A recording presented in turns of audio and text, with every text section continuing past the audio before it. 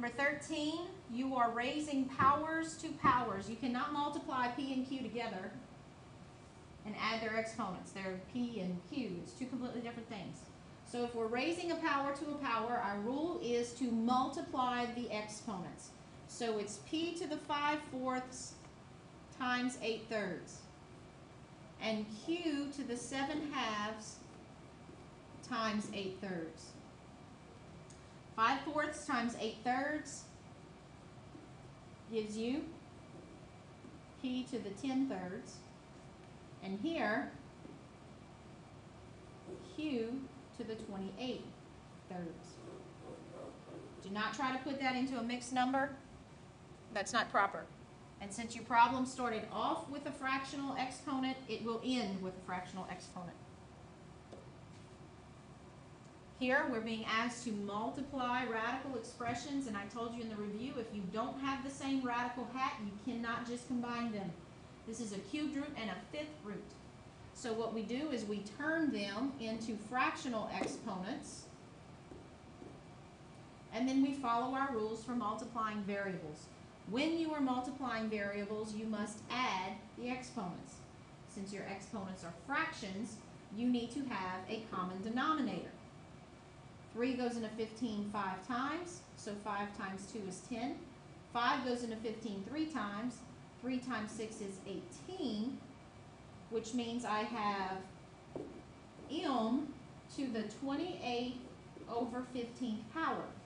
Now, my problem started in radical form, so it must end in radical form. This is the 15th root of m to the 28th power, which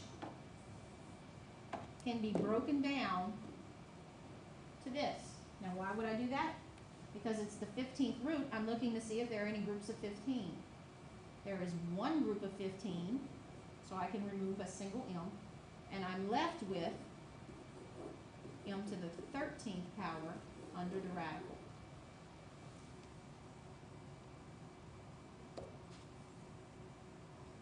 This is a division problem. Flip, factor, restrict, cancel. We are going to flip the fraction that follows the division sign. We are going to factor 2x squared plus x minus 1 becomes this. 2x squared plus 3x minus 2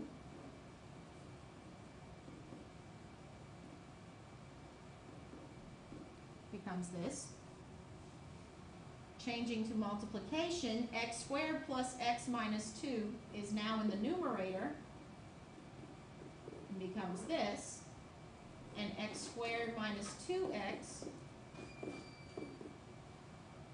plus 1 becomes this. We have flipped, we have factored, now we're going to restrict everything in the denominator. X cannot equal 1/2, it cannot equal -2, or +1. And finally, you will cancel. 2x minus 1, x plus 2, x minus 1, leaving you with this.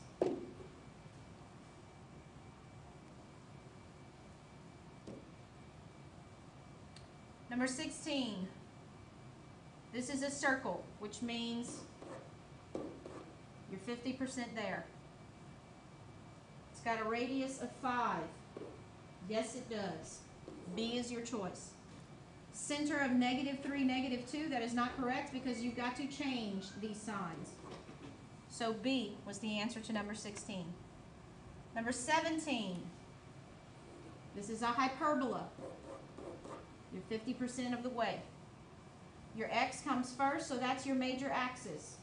Here it says the y-axis is your major axis, which leaves you only with D, and the center is indeed at +1, +7. This is a parabola. This specific parabola opens sideways, and because 1/2 is positive, it's opening to the right. okay? And its vertex, here's your x-coordinate, here's your y-coordinate, -1, -4. There you go. Number 19, this is an ellipse. The y-axis is the major axis. Okay, that's not part of the thing. Your center is +3, 0. +3, 0. X comes first, y comes second. Be careful on that one, it's tricky. And number 20, you're asked to graph this line, but you must put it in y equals mx plus b form. To get y by itself, you're going to divide by 2. Dividing by 2 is the same thing as multiplying by 1/2. So what you have is y is equal to 1/4 x. There is no b, which means your y-intercept is at the origin, and your slope is to move up 1 and to the right 4 units, and draw your line. That is your pre-exam. I hope it helps. See you tomorrow.